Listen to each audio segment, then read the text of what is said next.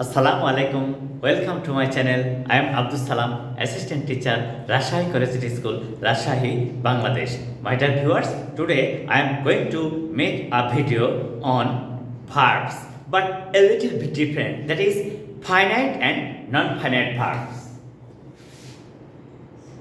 Finite and non-finite verbs.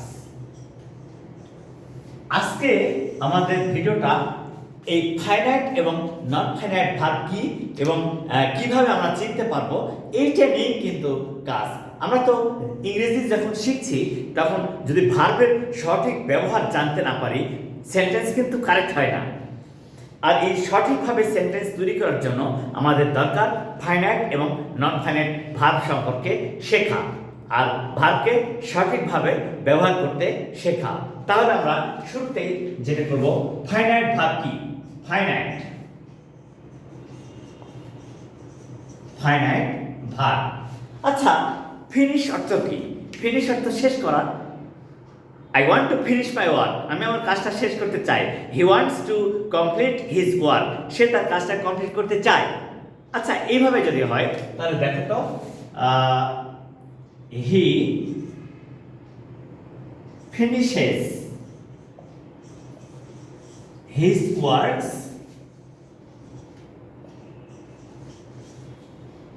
regularly.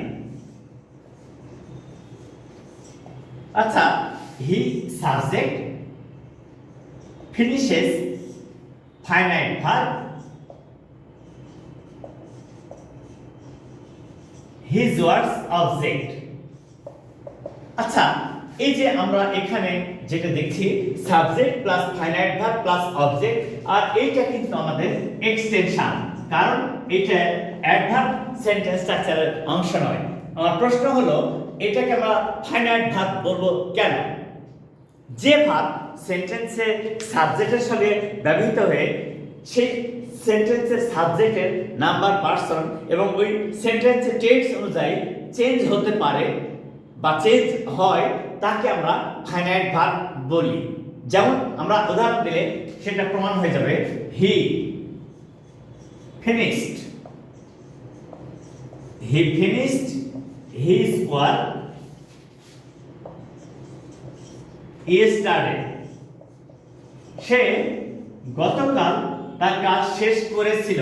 আচ্ছা, subject কিন্তু একই আছে, ফাইনাইট ভার্বটা একই আছে, কিন্তু এইটা past tense, yesterday past tense হওয়ার জন্য এটা ফিনিশড হয়ে গেল। আচ্ছা, তাহলে আমরা কি দেখলাম যে রেগুলারলি যদি সেন্টেন্সে daily, everyday, very often, sometimes, usually, normally, generally এই সমস্ত হ্যাবিচুয়াল অ্যাকশন অ্যাডভার্ব থাকে, তাহলে সেটা প্রেজেন্ট ইনডিফিনিট টেন্স হয়। আর প্রেজেন্ট ইনডিফিনিট টেন্স হলে subject third person singular number present tense হলে ভার্বের সাথে এস বা ইএস যুক্ত হয়, তাহলে এটা প্রেজেন্ট টেন্স। প্রেজেন্ট টেন্সে ফাইনাইট ভার্বটা হলো কি? ফিনিশেস, কারণ সাবজেক্ট থার্ড পারসন। তারপরে দেখো হি থার্ড পারসন, কিন্তু এই যে ইয়েস্টারডে আছে, যদি সেন্টেন্সে yesterday, last night, last week এই যে কোনো অতীত নির্দেশক অ্যাডভার্ব উল্লেখ থাকে, তাহলে কিন্তু সেটা সিম্পল পাস্ট টেন্স হয়। সিম্পল পাস্ট টেন্স হয়। আর সিম্পল পাস্ট টেন্স হলে ভার্বের পাস্ট ফর্ম হয়। আমার ভার্ব কিন্তু একটা ফিনিশ, প্রেজেন্ট টেন্সে ফিনিশেস হলো, পাস্ট টেন্সে ফিনিশড হলো। আরেকটা সেন্টেন্স দেখি, he will finish. He will finish his works tomorrow. আচ্ছা, এবারে টুমরো তুমি সহজে বুঝতে পারছো, যদি কোনো সেন্টেন্সে next day, tomorrow, next week, next month, next year এই সমস্ত অ্যাডভার্ব উল্লেখ থাকে, এরা কিন্তু সবাই ফিউচার টেন্সের কথা বলে। তাহলে এই রেগুলারলি এটা হ্যাবিচুয়াল অ্যাকশন প্রেজেন্ট টেন্সের কথা বলে, ইয়েস্টারডে পাস্ট অ্যাকশন পাস্ট টেন্সের কথা বলে, টুমরো ফিউচার টেন্সের কথা বলে। তাহলে ভার্ব কিন্তু একটাই, ফিনিশ। কখনো ফিনিশেস হলো, কখনো ফিনিশড হলো, কখনো ফিনিশ হলো। আচ্ছা, এইটা দেখে আমরা সহজেই বলতে পারি তাহলে আমাদের সিদ্ধান্ত কি, যে সমস্ত ভার্বস সেন্টেন্সে সাবজেক্টের সঙ্গে ব্যবহৃত হয়ে ওই সেন্টেন্সের সাবজেক্টের নাম্বার, পার্সন ও টেন্স অনুযায়ী চেঞ্জ হতে পারে তাদেরকে ফাইনাইট ভার্ব বলে, তাদেরকে ফাইনাইট ভার্ব বলে। আমরা কিন্তু সহজে বুঝতে পারছি যে কিভাবে একটা সেন্টেন্সে সহজেই এই ভার্ব চেঞ্জ হতে পারে। তাই আমরা কি শিখবো? আমরা শিখবো যে সমস্ত ভার্ব সেন্টেন্সে সাবজেক্টের সঙ্গে ব্যবহৃত হয়ে ওই সেন্টেন্সের সাবজেক্টের নাম্বার, পার্সন ও টেন্স অনুযায়ী পরিবর্তন হয় বা চেঞ্জ হয় তাদেরকে আমরা বলবো ফাইনাইট ভার্ব। আশা করি এই ফাইনাইট ভার্ব নিয়ে তোমাদের আর কোনো সমস্যা থাকবে না। এবারে আমরা আলোচনা করতে যাব, সেটা হচ্ছে নন ফাইনাইট ভার্বস। আজকে আমাদের ক্লাসটা অত্যন্ত ইম্পর্টেন্ট, অত্যন্ত গুরুত্বপূর্ণ। যদি কেউ ফাইনাইট এবং নন ফাইনাইট ভার্ব সম্পর্কে পূর্ণরূপে শিখতে চাই তাহলে আজকে ভিডিওটার শুরু থেকে শেষ পর্যন্ত দেখো, তাহলে তুমি সহজেই বুঝতে পারবে যে কিভাবে এটা জানা যায়।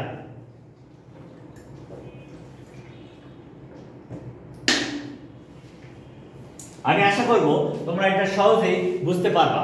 দেখো, non finite verbs, non finite verbs.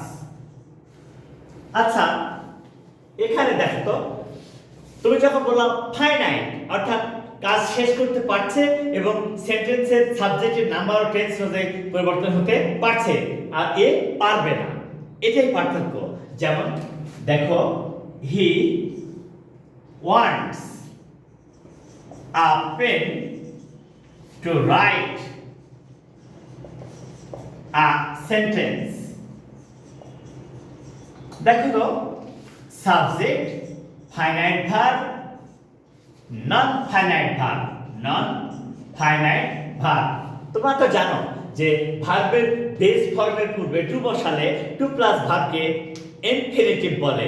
Infinitive কিন্তু আর ভার্ব থাকে না, সেটা নন ফাইনাইট ভার্ব এবং সেন্টেন্সে কাজের কথা বলে কিন্তু কাজ ফিনিশ করতে পারে না, আর এই জন্য একে বলা হচ্ছে নন ফাইনাইট ভার্ব। আবার দেখো তো এই সেন্টেন্সটা, হি wanted a pen to write a sentence. আচ্ছা, এই সেন্টেন্সটা দেখো, subject, finite verb, non finite verb. এবারে নিশ্চিত হয়ে গেছো তোমরা যে ফাইনাইট ভার্ব সেন্টেন্সের চেঞ্জ হতে পারছে এবং এই সেন্টেন্সের সাবজেক্টের নাম্বার ও পার্সন অনুযায়ী ফাইনাইট ভার্বটা চেঞ্জ হতে পারছে, কিন্তু নন ফাইনাইট ভার্ব যে টেন্সই হোক না কেন ও চেঞ্জ হতে পারে না।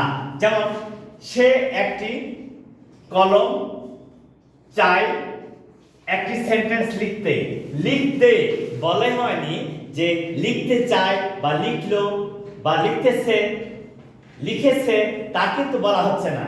লিখতে, এখানে তে যুক্ত আছে, বাংলাতে তে যুক্ত আছে, এখানেও বাংলাতে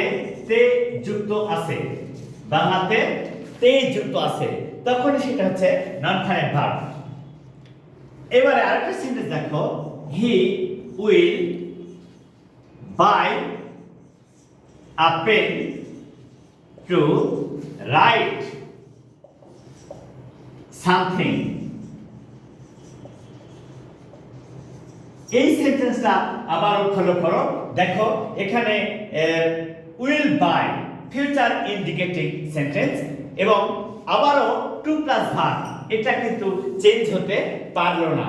তাহলে আমরা সহজে বুঝতে পারছি যে ফাইনাইট ভার্ব কাকে বলে এবং নন ফাইনাইট ভার্ব কাকে বলে।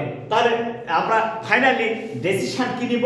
আমরা ফাইনালি ডিসিশন নিব যে যে সমস্ত ভার্ব সেন্টেন্সে সাবজেক্টের সঙ্গে ব্যবহৃত হয়ে সেন্টেন্সের সাবজেক্টের নাম্বার, পার্সন ও টেন্স অনুযায়ী পরিবর্তন হতে পারে তাদেরকে ফাইনাইট ভার্ব বলে, আর যে সমস্ত ভার্ব সেন্টেন্সে ব্যবহৃত হয়ে কোনো প্রকারেই চেঞ্জ হতে পারে না তাদেরকে নন ফাইনাইট ভার্ব বলে।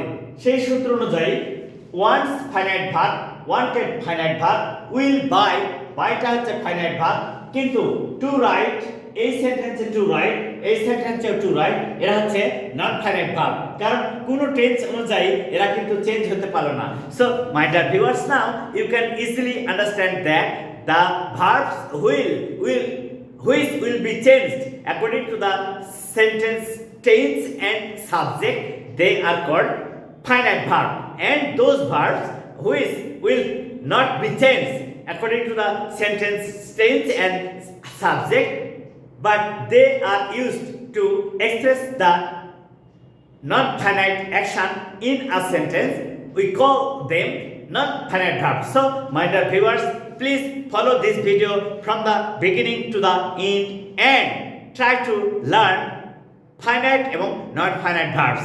Please share this video to your friends and tell them to follow it and share it to the other friends and tell them to subscribe. Assalamu alaikum.